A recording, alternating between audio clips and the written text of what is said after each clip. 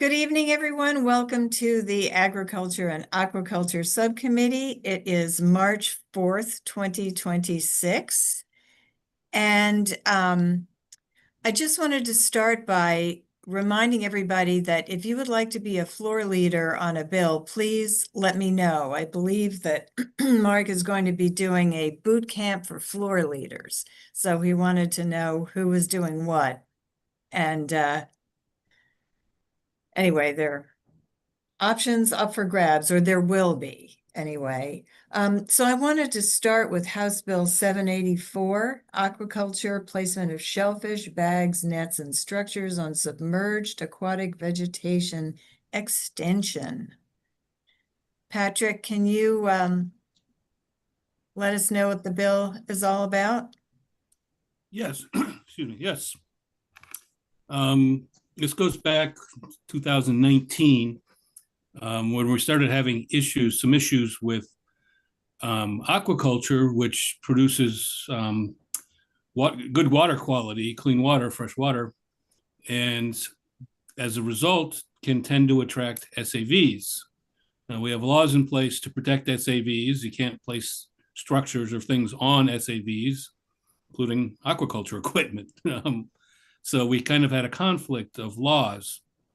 And we passed this provision. It's shown in the bill on page 2 of the bill. It's subsection C1 was added by the bill in 2019, authorizing DNR to allow the placement of bags, shellfish, nets, structures in SAVs, but putting some guardrails up, prohibiting the authorization of harvest by dredge in areas where SAV is present, authorizing a waiver for water column leases for at least 10% of the area where the SAVs are, and authorizing at all times harvest by diving, which is SAV friendly method of diving in aquaculture.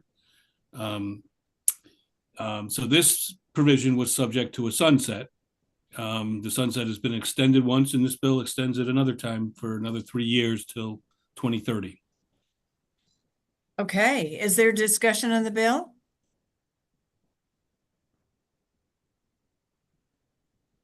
Delegate Foley. Thank you, Madam Chair. So Patrick, just to be clear, all this bill does is extend the sunset. Correct. Okay, thank you. Okay. Move the bill. Second. Okay, all in favor, say aye. Aye. Aye. And anybody opposed? Kevin, you do have to be on, I'm sorry, Delegate Anderson, you do have to be on camera to vote. There we go. All right, wonderful. So you were an aye? Yes, Okay, yes. great, wonderful. Thank you so much. The bill passes. Excellent. Thank you. Next, I'm going to move on to Delegate Cullison's House Bill 666. We also have 665 on the agenda, but 665 is in 666 effectively. So I think that we might as well just start with 666. And Kristen, do you want to? Sure. So House Bill, bill?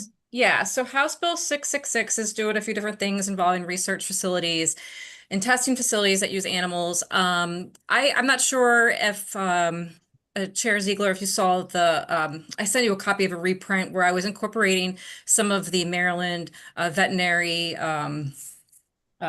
which association was that? They submitted amendments, and I was going to incorporate them just for the purposes of just to talk about them. Some are technical, some go more into being, a little more substantive, but I can bring up that reprint and then we can go over the provisions because different provisions do different things and impact the facilities differently. Would you like to do it that way? Love to do that. Thank you so much. That would be great. And yes, I did see that. I do have that. I didn't send it out to the group just because these weren't amendments like, provided by any, member. But I do recall the sponsor at the hearing indicating that it didn't seem like she had an issue with the amendments that were raised by. That's right. No, she's happy to adopt the veterinary amendments. And this, I just thought for a discussion document, we could just go through. So I think one of a place to start is just to know, like, what the bill applies to. So I was just going to go over the definitions in the bill with respect to what a research facility is and, what a testing facility is. We can go back to any of the definitions if you want to talk about them more as we go through and just to see how they apply. But I think, just the starting point is these new provisions of law are impacting research facilities and testing facilities that use animals. And so I think that's just hopefully a good place to start. So you'll see, and I'm on page 4 of the bill, where on line 8, we have a definition for research facility, which was any facility in the state that uses live vertebrate animals for research, education, or experimentation. And then a testing facility, that definition starts on line 15, would be an entity that uses live vertebrate animals for the testing of chemical substances, ingredients, drugs, vaccines, products, or product formulations. And then a testing facility does not include certain entities that own, leased, or operated by a public or private entity. That means I misread that. That was an inclusion. The testing facility does not include certain entities that are providing only beneficial services like spay and neuter, or schools or an institution of higher education. So I'll jump to section 15-102. And so this section applies to both research facilities and testing facilities. So the first subsection is prohibiting these facilities from using a dog or cat that has undergone a devocalization surgery for research or testing purposes. And it also prohibits those facilities from performing a devocalization surgery on a dog or cat. The final provision in this section requires that a dog or cat at one of these facilities may be euthanized only, and then the language in the bill came in only by lethal injection, and it says the specific type of injection. The Maryland What is it? The Veterinary Medical Association. Yeah. So they suggested, with changes in technology that could change over time. So it would they suggested that we have language that's more broadly drafted, and then that would require euthanasia in accordance with the most recent American Veterinary Medical Association guidelines for the euthanasia of animals. There was also a requirement in this section that requires the euthanasia to be by either a veterinarian that's licensed in the state or under the direct supervision of a veterinarian licensed in the state. And the recommendation is that we change direct to indirect, because the word direct would require someone to be on campus, and that might not always be the best scenario if there's a euthanasia that needs to happen. Right. And so that's the first section. Applies to both research facilities and testing facilities. It's a prohibition on devocalization, and then ensures that euthanasia is administered in a humane way. Can I stop you for 1 second? I just want to give a Delegate Foley a chance. She has her hand up. Thank you. This is a question about the bill. Kristen, is it your understanding that this bill also applies to, is it your understanding that this bill does or does not apply to federal installations, like, for example, NIH? So the jurisdiction over the federal, that's a great question, and I honestly should have thought about that, but I wouldn't think we're going to have jurisdiction over a federal building, but I have to kind of get my thoughts together on this. This is outside of something I normally am working with these types of research and testing institutions. I'm guessing the I answer just would, is no. yeah, I would, I'm sorry, Madam Chair. No, no, no. I'm just saying, I'm guessing the answer is no, but yes, I I hadn't. mean, thought that's about my it. gut is that I don't know how we would have jurisdiction over them, but Mhm. If you could, Kristen, I would be interested in that. It's no, not, totally fair it may or may question. not affect my vote on the bill. I just want to know because we do have, Yeah, you know, understood. NIA in our county I just and, don't want you to know. give a gut Sure. reaction. You It's just just let more me for, know. it's just about just Yeah. more just of, like supremacy clause and stuff like, as far as where the state would have Just let me jurisdiction. know. That's, Yep, I that's all. will. Thank We'll follow up. Yeah. Okay. So. Moving on, so 15103, this section does not apply to biomedical research. I just wanted to point that out because there's a considerable amount of opposition testimony from biomedical researchers to whom this does not apply. At least as I read the bill. Is that right, Kristen? Yeah, right. It doesn't apply to biomedical, the research part, and the definition of that is provided in the bill. So what's being exempt is biomedical research means investigation of the biological processes and causes of disease, or research conducted to increase fundamental scientific knowledge and expand the understanding of how processes in living organisms develop and function. Delegate Foley. Thank you, Madam Chair. But I do read here that on line 18, it says biomedical research does not include testing done on, for example, drugs and vaccines.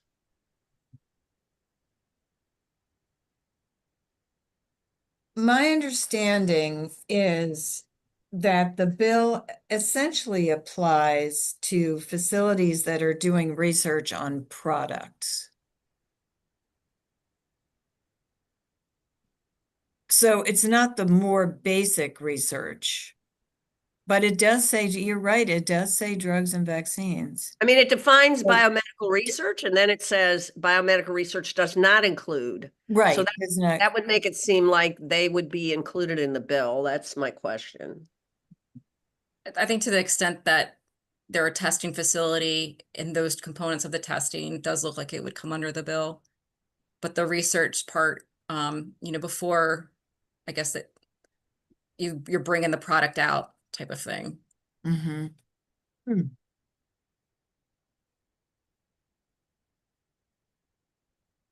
Okay. All right, should we keep going, Kristen? Yeah, sure. So, whoop. Yeah. So, wait, did I skip it? Jeez, Louise. Here we go. So yeah, so section 15-103, you started to talk about it. It doesn't apply with respect to biomedical research as it's defined under the bill. And this section prohibits a testing facility from using a traditional animal test method if the agency responsible for regulating the specific product or activity for which a test method is being used has approved an alternative test method or made available to the or granted the testing facility a waiver from using a traditional animal test method. Thoughts about this? I think this is the most difficult paragraph in the bill if you're a testing facility. So I wanted to see what people think about this. If this is something we want to soften, if we like it the way it is. Obviously, there is opposition testimony from Johns Hopkins, from biotech folks.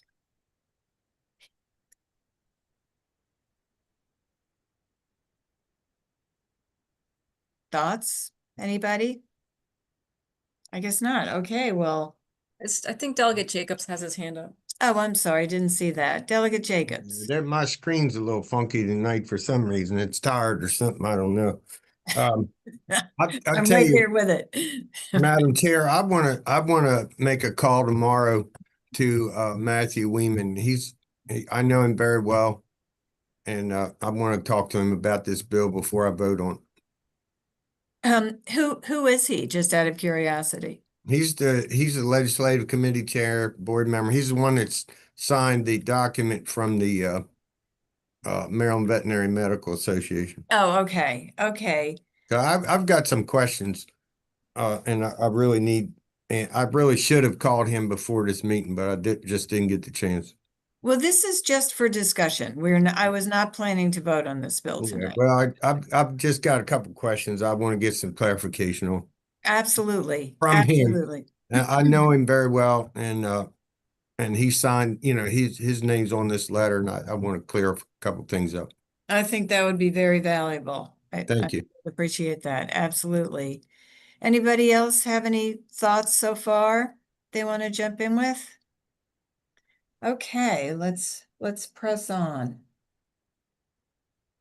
So, so 15, now what is now 15-104 is in current law, and it is making conforming changes due to the changes of the new definition for research facility and testing facility. And then it expressly applies the requirements. This relates to the adoption of dogs and cats after they're no longer needed for scientific research purposes. So it's updating the language in this section to apply to the research facilities or testing facilities, and now that would cover the definitions that come in under the bill. Okay.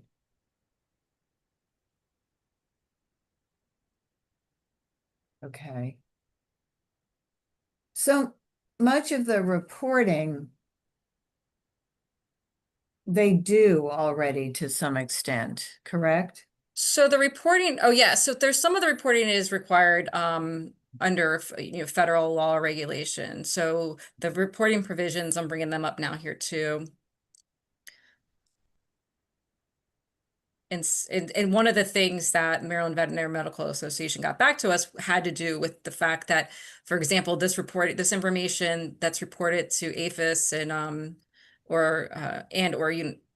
United States Department of Agriculture is based on the federal. It's collected based on the federal fiscal year. So they just suggested, I had highlighted January, but they suggested, I think instead of for the immediately preceding 12-month period, that the report to MDA would be the same information for the same period, the federal fiscal year period. So we could update language. If something were to move here, that language could be updated to make sure that it was including, the prior fiscal year period. We could just spell it out, the October 1 through September 30th. Right, right. And also hopefully to make it as right to align with the as requirements. easy, right, yes. Yeah. And so and another suggestion that they got back to us is that the bill, this version of the bill of the reporting requirement requires the facilities. So this is the first part is for testing facilities, subsection A. So there's a reporting requirement for research facility that falls under in subsection B. So this one for testing facilities requires that the number of each species of animal owned or used by the testing facility would be reported included in this report. Maryland Veterinary Medical Association thought this may be too broad, suggested that it go back to dogs or cats, but they also even had the observation that they're not sure if this would include invertebrate animals. That like right now the way the definition is that it applies to research facilities, testing facilities that use vertebrates. So this just could be some clarification, some narrowing there if the subcommittee wanted to explore that further. Are we talking about primates at all? Well, I think it would be, it didn't say primates specifically. It was broader than that. Right, right. But I could argue that if Right, you can include whatever animals Right, you would we- want we to could- report back. I guess that my Mm. point is that, that's something the subcommittee could consider and then plug in, whatever language there, what the subcommittee thinks would be good information. Maybe you do identify different types of animals. Maybe you just apply it to all vertebrates. I'm not really sure. I'm sure there's a lot of, maybe the smaller they get, they probably have more that they're managing, but yeah, that's definitely something I think the subcommittee, could talk about. There's a lot of room in between everything and just dogs and cats. Mm-hmm. But I agree that everything is too much.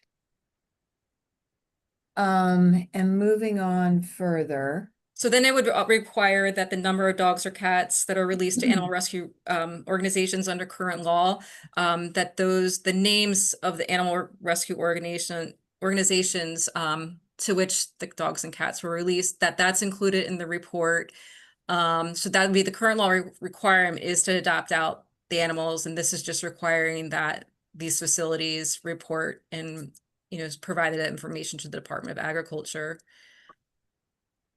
And then the next couple provisions are different than what are in 665 because it relates back to information that would on the traditional animal test methods, the type and number of alternative test methods and traditional animal test methods used, along with waivers, and the purpose for which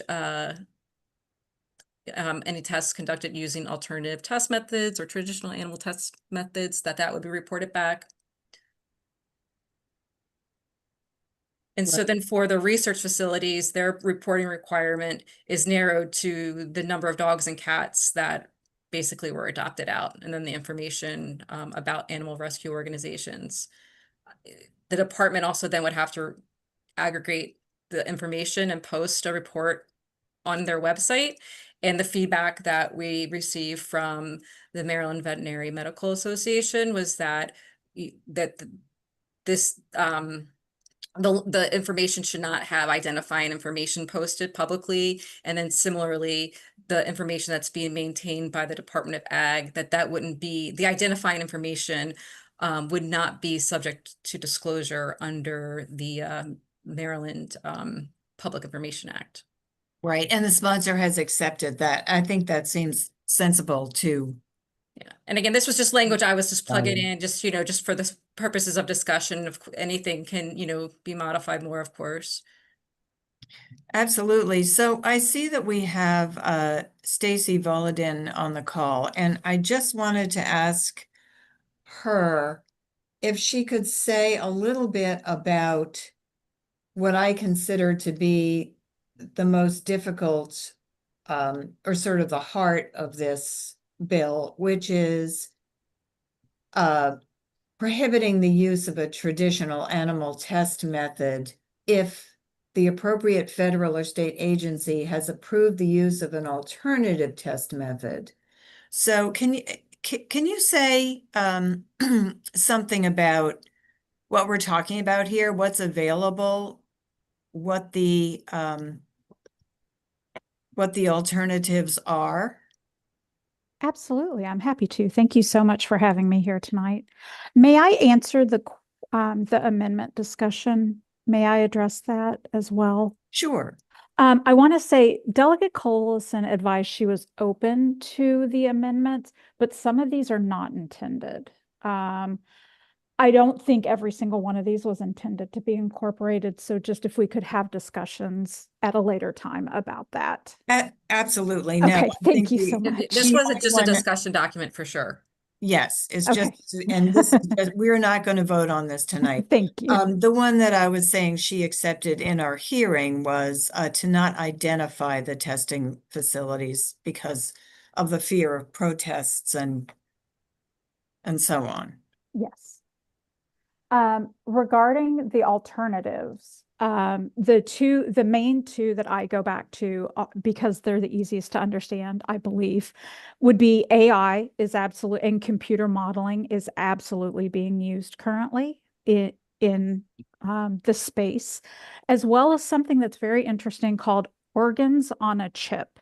And I am happy to send materials about that. It is beyond what my brain can really fathom, but it is something that is actually, from my understanding, there are entities in Maryland that actually create these organs on a chip. So there's also artificial human skin or eye models that can replace rabbits in some of these tests. So that's another viable option, but the list continues to grow. So I may not even hit, there may be several others out there, but I think the most popular at this point, as we can all understand, is the computer modeling and AI. Wonderful. Yes, if you have some information about that, I would be happy to take a look at it. Absolutely. I'd be delighted to share. So does anybody have any further thoughts about this bill? Questions, ideas? Delegate Foley. Thank you, Madam Chair. So my question is for Kristen. So you said that, or maybe Madam Chair said that 665 was included in this bill. So what part is 665? You can just describe it. 665 is a reporting requirement that relates to the current law Okay. with the adoption of the animals and reporting that back. Okay, and that's in this bill. More or less, it's just because this bill has a little bit more going on, so there's a few, but yeah, I mean it's the same it's the same concept of existing law that the Department of Agriculture will be receiving information from the testing facility, research facilities rather, on the actual numbers, like how many dogs or cats are actually being adopted out to who, and then that data would be aggregated and posted on the department's website. So if I could, Madam Chair, follow up for Kristen. If we were to pass this bill, we would not need to pass 665. Is that? There's one piece of 665. Let me look back on that was a little bit different. And I think the advocates maybe could help with that because it was requiring oh, let me pull it out real quick.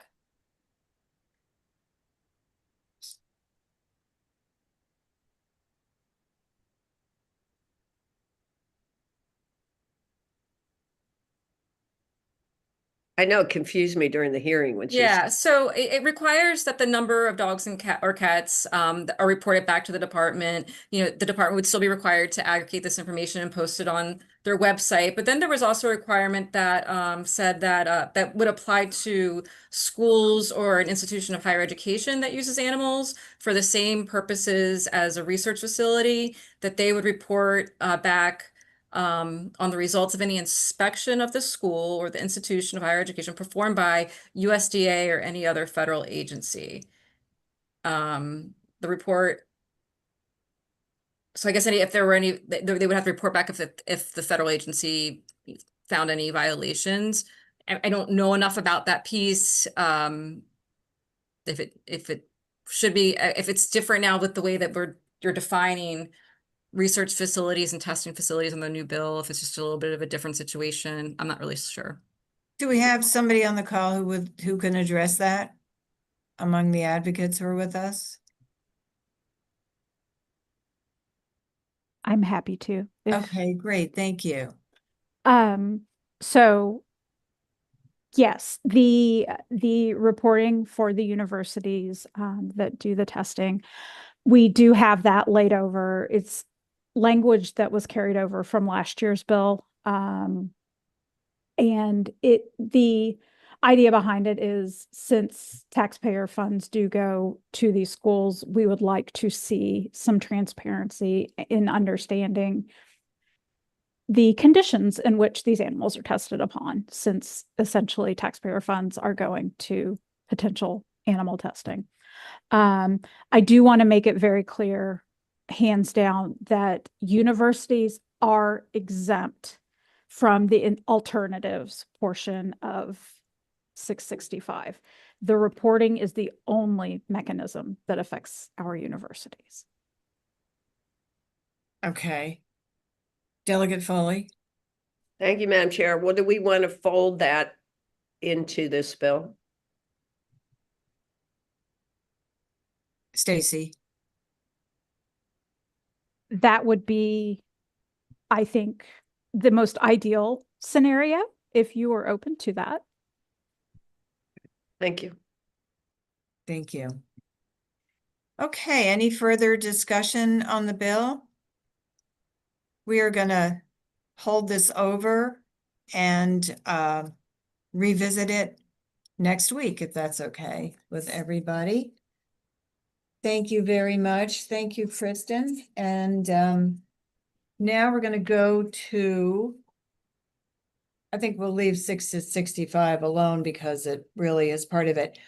House Bill 912. Madam Chair, Yes, before you go any further, I did in my notes have something under 665 about penalty amounts. Is that addressed anywhere in the legislation? This bill, we didn't get quite to that there are penalties in 6662, and I think they're the same penalty provisions. as I recall, it's $1,000 for the first offense and then $5,000. So they're not astronomical.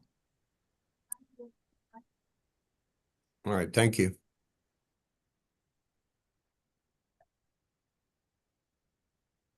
Okay, so House Bill 912, which we had a hearing on very recently. This is local government trap, neuter, return policies for community cats, requirements and restrictions, Ashes law. So let me get to this. Kristen, do you want to? Sure. So the bill is establishing statewide trap, neuter, return policies for community cats that would apply to all counties and municipalities that adopt a TNR policy. It also establishes that the prohibition under the criminal law code against dropping or leaving a domestic animal on the road in a public place or on a private property with the intent to abandon the animal does not apply to a person who is providing care to a community cat under a trap, neuter, release policy. Okay. Discussion on the bill, and anybody have any thoughts about this? Madam Chair, Yes.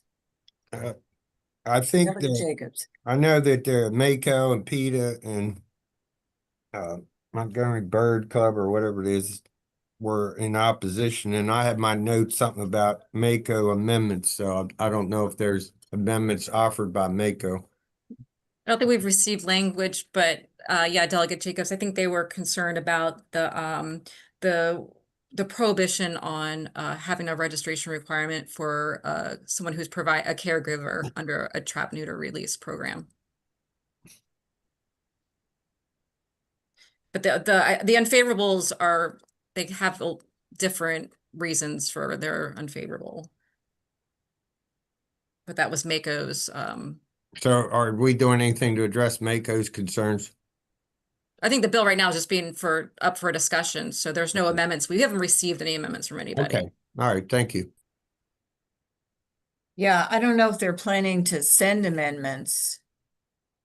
Do you know, Kristen, if they're actually planning to? No, I mean, I'm certainly, again, there's a a variety of concerns that are raised in the testimony. So I think I'm not really sure where we are with this bill. I feel I can see Dom sitting there testifying right now, but I don't have a note written down right in front of me. But I'm happy to follow up with Mako. And I need to follow up with the bill sponsor as well. She's right down the hall, so I could probably have a little conversation with her to see if she knows if anything's coming. Madam Chair.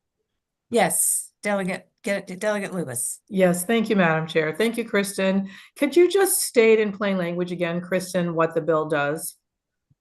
Sure. It's basically setting up a statewide requirements for trap, neuter, release policies that are adopted by local jurisdictions. So then it sets out the criteria of what these policies should entail. And one of the requirements is that the locals could not require a person who's providing care under a TNR program to be registered. This also has it has another portion where it's under current law, it's against the law to abandon an animal, and it has creating this carve out that a person who's returning a cat back to its original location under a TNR program is not Abandoning. would not be abandoned under the law now. Okay, so that's a proposal that would harmonize statewide policies on trap, neuter, release. It would give locals some leeway that locals aren't required to license trap, neuter, release programs or. So I think what the one issue from what the locals have, other than just being preempted, because this is something that usually is done at the local level. So I know that there was just a general pushback of, of having, I think they like that local has the authority to operate these programs. So one of the problems specifically that they had is that it would prohibit a local government from requiring a person who's providing care under one of these programs from registering. So that somebody could just be doing it, I guess. And I think for them, I think the local perspective, maybe, no, there should be some kind of guardrails in place for folks that are participating under these programs. So, people know who people are and whatever other reasons. And what would registration entail? Is that like licensing, or it's just signing up on being on a list? Well, so that I don't know. The bill doesn't touch on that because the bill is outright just prohibiting a policy from requiring that. So what happens right now, I know there's some jurisdictions that there's different variations of TNR out there. I don't think there's a lot. So I'm not really sure what's going on in the localities. I didn't see anything in that in my background, other than just maybe just a little blurb of like, there are a few jurisdictions that do have TNR, but I think that's I think one of the reasons for the bill is that maybe there should be some uniformity amongst the policies. Thank you, Kristen. Thank you, Madam Chair. If there's anyone who could answer that question about what registration means, that would be helpful, Madam Chair. Thank you. Yes, Morgan Mills, do you have, can you answer that? Thank you, Madam Chair. Appreciate the ability to be on this call tonight. What I can tell you is registration does look different in different counties that allow for it. In some instances, it's a registration and fee. Sometimes it is registration and sharing the location and number of cats in a colony. But what I will say is, I represent Alley Cat Allies. Corinne Julian is on the call as well. So, you feel free to chime in quickly. But we know that in our work in the state, registration really turns people off from being cat caregivers. It gives them a lot of pause, no pun intended, but it gives them a lot of pause in participating in a program that's really, it's a good Samaritan trying to do a good thing for their community, having to go and, potentially offer up personal identifying information about themselves, the cat colonies they are taking care of. It just kind of makes people not want to do TNR. And ultimately, we're trying to encourage TNR so that we can stabilize cat populations, ensure that those populations are healthy for both the public and the cat colonies themselves. And we are very opposed to the registration requirements. Thank you, Madam Chair. Exactly. If I may add something, Madam Chair. Yes, absolutely. Go So ahead. the only purpose of this element of the bill is just making sure that, as Morgan was talking about, there isn't that chilling effect that's put on cat caregivers. Communities can support and educate our best practices, and they can find their own ways to support TNR programs. We're just trying to prevent that risk of caregivers being penalized for the work that they do, the TNR work that they do, which having a requirement in the law about mandatory registration would absolutely open them up to, which is what creates that chilling effect where they may just not want to care for cats anymore. To be honest, I mean, a lot of people are not comfortable having their information in that kind of database. They're worried that they may get penalized if they're, if they think that they're carrying out TNR the wrong way, and it's just something that we don't believe and we have experienced is just not helpful for the health and the strength of TNR programs. And of course, the the community's buy-in and support and the work that they do. I must say, I do appreciate the less government aspect of that. Delegate Anderson.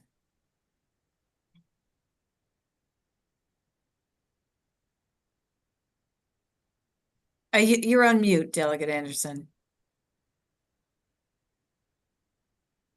I'm sorry. No worries. Thank you, Madam Chair. Wouldn't it be fair to say that anyone that's participating in this program would be known to the local veterinary community? And if there was any question about their participation in the program, that it could be answered by the local veterinary community without a registration? If I'm to, pardon me, Madam Chair, may No, I?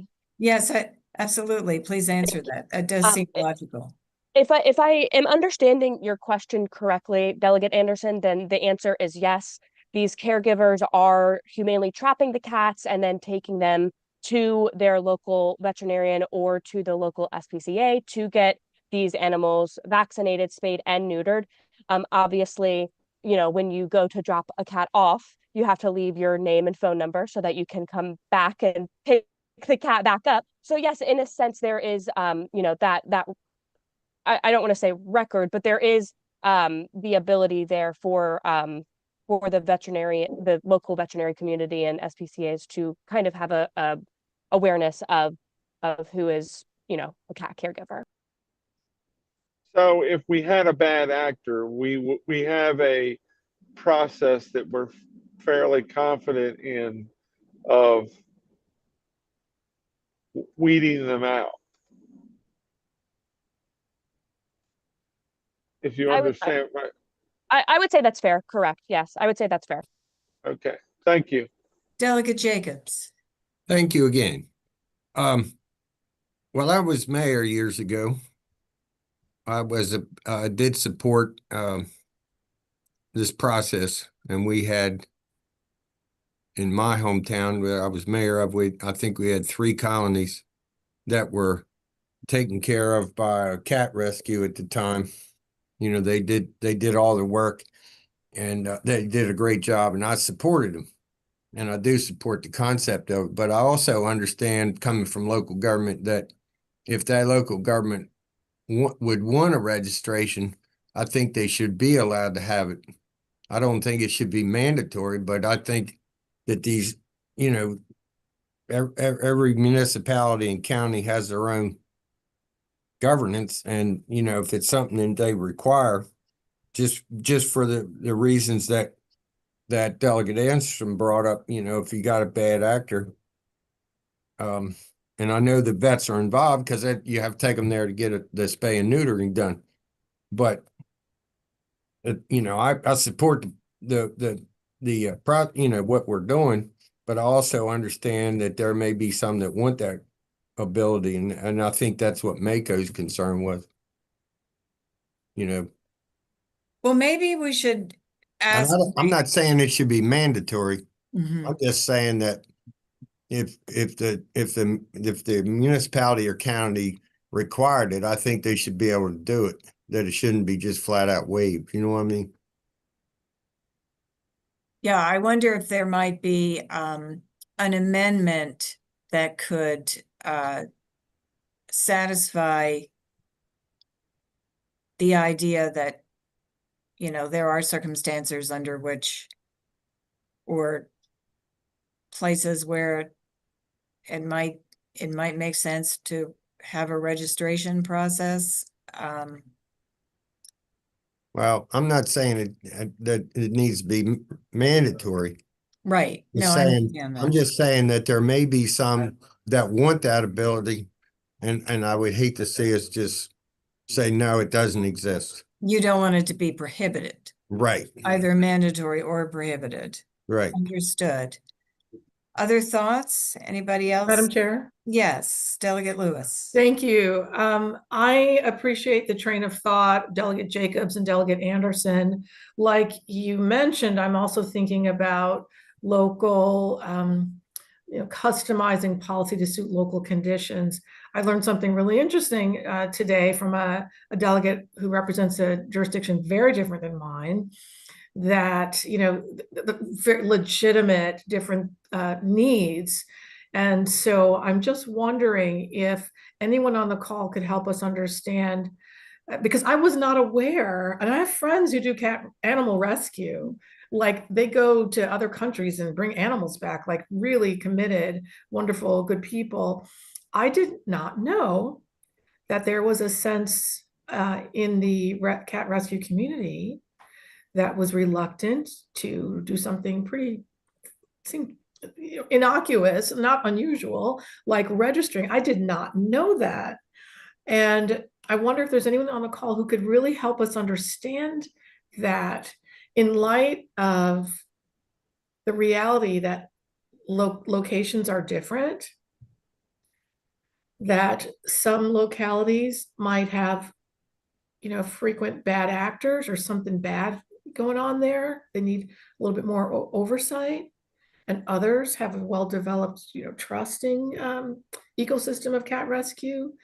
So help me understand what leads to a reluctance to be registered. And we're still not clear what that means. And I would love, Madam Chair, to have some examples from different counties that register cat rescuers, what that looks like. Is it a single form? Is it like a federal security clearance? Like, what is it? You sign up for a listserv? You're in a Facebook group? What does it mean? So that's question one. If we could get that information, it would really help those of us who are, kind of new to the details here. Morgan or Corinne, do you have access to something like that? Could we get it? Could Mako help us? I'm sure they could. Let's ask Mako to get us some examples, Madam Chair, if that would be great. And my second request, Madam Chair, would be for our experts, advocates on the call, if one of them could help me understand what that reluctance to register, sign up, be part of a community, what that's about, because I'm not familiar with that. Thank you. Sure. Absolutely, Delegate. Corinne, would you like to answer Delegate Lewis's Is question that about okay, the Madam Chair? reluctance? Can they answer me? Absolutely, please. Sure. I mean, it all comes down to the individual. Some folks who are doing this work, they do it really on their individual, in their individual neighborhood on an individual basis. They're working with a local vet. They may even be working with a local organization, but they really just kind of want to stay low key with the work that they're doing. It may be that it's a bit nerve-wracking for them to feel like they have that visibility in doing this work. I think, in a sense, in a situation where it's not required, and therefore opens them up to some degree of penalty, people might have more of a degree of comfort with a registration process, which is why all ISS law is doing is just saying that counties can't make it mandatory, just so people who are concerned about that element of it may feel like they are discouraged from signing up, or discouraged from caring for the cats in general, because they feel like, well, if there's a mandatory registration process and I don't want to join in, then, what happens to me? What happens to the work that I do? Am I exposing myself to risk? Okay, does that begin to answer your question, Delegate Lewis? Yes, thank you so much. Thank you. All right. Morgan, did you want to Madam add? Chair, if I may, I just wanted to add a little bit of context to that. Corinne is absolutely hit the nail on the head when we said may not require. If it's a county may not require a registration. If a county wanted to say, hey, you can voluntarily share your information with us, then they would absolutely have the ability and authority to do that. But it's saying that you may not require someone to register in order to be participating as a community cat caregiver who is a part of this this county, doing work in the county. And then additionally, one other thing I just wanted to add is I think a lot of the times folks are just very concerned about the well-being of these cat colonies, right? They don't want to have to share information about exactly where these cats are, that they're taken care of. There's concern that, maybe animal control will come by and, you know, kind of take the cats off the street and euthanize them. That's what happened to Ash, which is whom the bill is named after. So there's just a lot of concern, there's reluctance. But yeah, it says may not require. So if the county wants to say, hey, like, you're free to give us your name, absolutely, but it's not something that's a requirement. Thank you, Madam Chair. It sounds like that's very helpful. It sounds like the provision that says a county may not, a county or government, what's the terminology, Kristen? A unit of government may not require, well, hang on.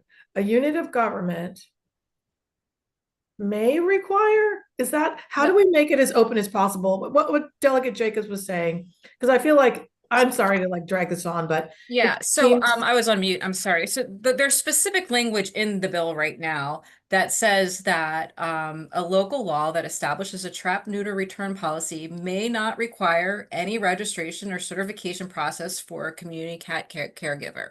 So I think that the suggestion would be that to remove that provision and leave it open-ended. That, I mean, I don't want to speak for Delegate Jacobs, but I think the prohibition on requiring registration or certification seems to be an issue. I'd be comfortable with that. Thank you. Me too. I think I would as well. So, any other thoughts? Ideas? So I think we'll hold this bill until next week and come back when we're feeling fresher from another week of endless bill hearings, right? And see. That's a funny one there. Yeah. Right. Ever the optimist. Agreed.